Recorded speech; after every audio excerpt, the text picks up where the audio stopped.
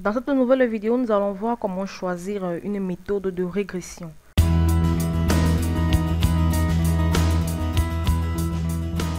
Alors, en ces temps complexes et incertains et la prévision des performances de l'entreprise revêt d'une importance croissante. D'abord, aujourd'hui, plus que jamais, les responsables à tous les niveaux doivent faire des prévisions intellectuelles sur l'évolution future des ventes et des bénéfices dans le cadre de leur stratégie commerciale globale.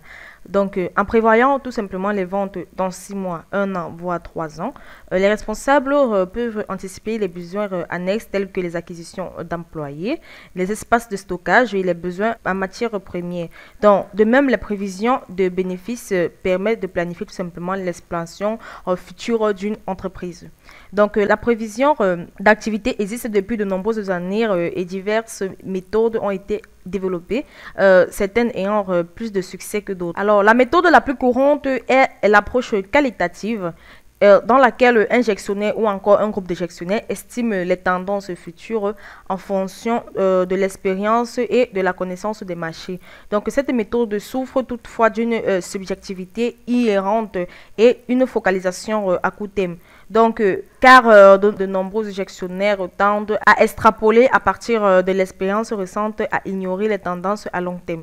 D'autres méthodes, telles que la moyenne des résultats passés, sont des objectifs, mais sont généralement utiles pour prévoir quelques mois à l'avance. Donc, alors, au cours des prochaines vidéos, nous allons tout simplement présenter les techniques appelées tout simplement l'analyse de régression. Donc, la régression est tout simplement une procédure statistique puissante qui est devenue un outil commercial populaire. Donc, dans sa forme générale, vous utilisez une analyse de régression pour déterminer tout simplement la relation entre un phénomène qui en dépend d'un autre. Vous avez par exemple la vente des voitures peuvent dépendre du taux d'intérêt et des unités vendues peuvent dépendre du montant consacré à la publicité. Donc, le phénomène dépendant, ça peut être tout simplement la variable dépendante ou la valeur Y. Et le phénomène dont elle dépend sont appelés tout simplement la variable indépendante ou les valeurs X. Alors, il est important de faire un graphique sur lequel la variable indépendante est tracée le long des axes horizontaux et la variable dépendante est tracée le long des axes tout simplement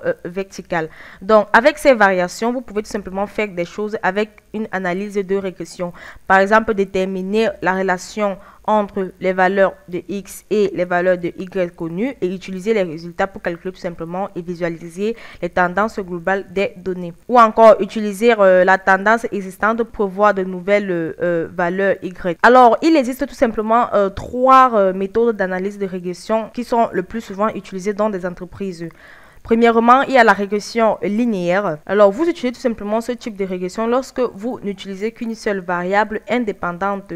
Donc, par exemple, si la valeur dépendante est la vente des voitures et la variable indépendante peut être le taux d'intérêt, vous devez également décider si vos données sont linéaires ou non linéaires. Ensuite, pour les données linéaires, cela signifie tout simplement que si vous tracez les données sur un graphique, les points de données résultants ressemblent tout simplement approximativement en une ligne. Alors, les données non linéaires signifient tout simplement que si vous tracez tout simplement les données sur un graphique, les points de données résultantes forment tout simplement une courbe. Donc, en plus de la régression linéaire, il existe la régression polynomiale. Donc, vous utilisez tout simplement ce type de régression lorsque vous utilisez une seule variable indépendante, mais que les données fluctuent de telle sorte que le motif dans les données ne ressemble ni à une ligne droite, ni à une courbe simple. Enfin, il existe les régressions multiples. Donc, c'est tout simplement ce type de régression lorsque vous utilisez plusieurs variables indépendantes. Donc, par exemple, si la variable dépendante est la vente des voitures, les variables indépendantes peuvent tout simplement être le taux d'intérêt et les revenus disponibles. Donc, nous allons tout simplement voir ces différentes méthodes au cours des prochaines vidéos. Donc, j'espère que vous avez aimé cette vidéo de l'entreprise Excel Global, entreprise spécialisée dans les prestations de services Microsoft Excel. Si vous avez aimé cette vidéo, n'oubliez pas de vous abonner et de cliquer sur le bouton j'aime et ensuite de la partager. Si vous avez des questions à poser, vous soyez libre de les poser dans l'espace commentaire. Nous allons nous retrouver très prochainement dans une nouvelle vidéo.